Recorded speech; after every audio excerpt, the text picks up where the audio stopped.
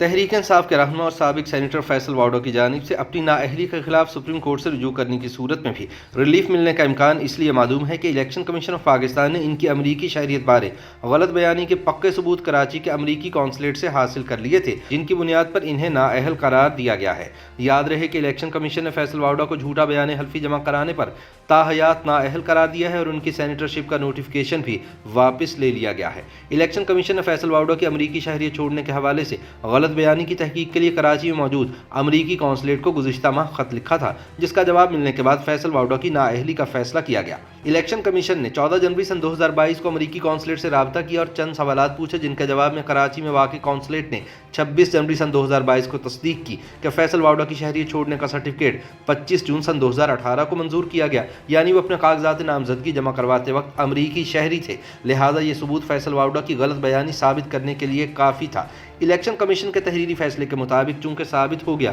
کہ فیصل واؤڈا نے 11 جون سن 2018 کو عام انتخابات کے لیے کاغذات نامزدگی جمع کرواتے وقت امریکی شہریت نہیں چھوڑی تھی اور وہ دوہری شہریت رکھتے تھے، اس لیے اس بات میں کوئی ہچکچاہٹ نہیں کہ انہوں نے اپنی ذاتی معلومات کا جھوٹا حلفنامہ جمع کروایا تھا، جس کی وجہ سے ان پر آئین کا آرٹیکل 62(1)(f) لاگو ہوتا ہے۔ یاد رہے کہ آئین کے آرٹیکل 62(1)(f) کے تحت رکن پارلیمنٹ صادق اور امین نہ قرار پانے پر تاحیات نااہل قرار دیا جاتا ہے۔ سپریم کورٹ آف پاکستان نے سابق وزیر اعظم نواز شریف اور جہانگیر ترین کو بھی اسی قانون کے تحت تاحیات نااہل قرار دے رکھا ہے۔ الیکشن کمیشن کے پاس موجود دستاویزات کے مطابق فیصل واؤڈا نے 11 جون سن 2018 کو کراچی سے قومی اسمبلی کا الیکشن لڑنے کے لیے کاغذات نامزدگی جمع کروائے تھے، جو ریٹرننگ افسر نے 18 جون 2018 کو منظور کیے تھے۔ تاہم فیصل واؤڈا نے اپنی امریکی شہریت چھوڑنے کی درخواست کاغذات نامزدگی کی منظوری کے بعد 22 جون کو دی، جسے امریکی قونصلیٹ نے 25 جون سن 2018 کو منظور کیا تھا۔ الیکشن کمیشن کے تحریری فیصلے کے مطابق کمیشن اس نتیجے پر پہنچا ہے کہ فیصل واؤڈا اپنے کاغذات نامزدگی جمع کرواتے وقت آئین کے آرٹیکل 62(1)(c) کے تحت اہل نہیں تھے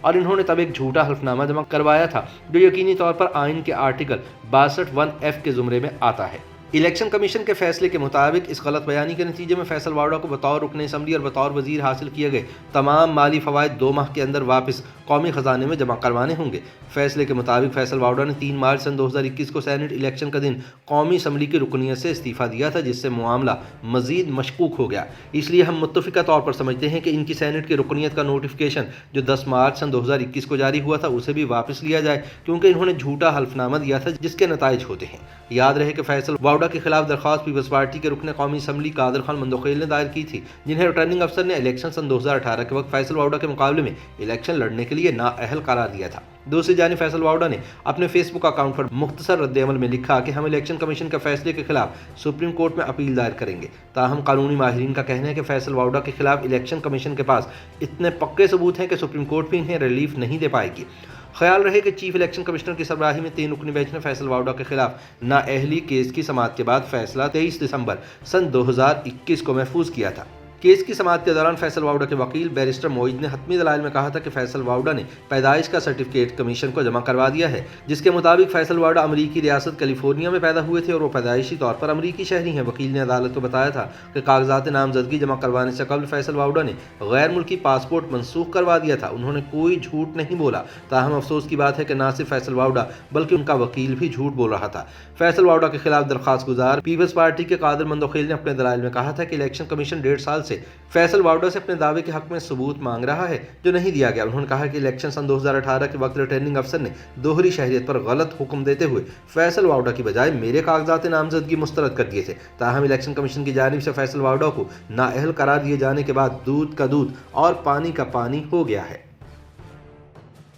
YouTube پر گوگلی نیوز دیکھنے کے لیے youtube.com کی سرچ بار میں googly news T V type کریں۔ گوگلی نیوز کے پیج پر سرخ رنگ کے سبسکرپشن والے بٹن پر کلک کرنا نہ بھولیے۔ YouTube پیج پر اپلوڈ ہونے والی ویڈیوز سے باخبر رہنے کے لیے بیل آئیکن پر کلک کیجیے۔ آپ کو ہر نئی ویڈیو کے بارے میں نوٹیفیکیشن موصول ہو جائے گا۔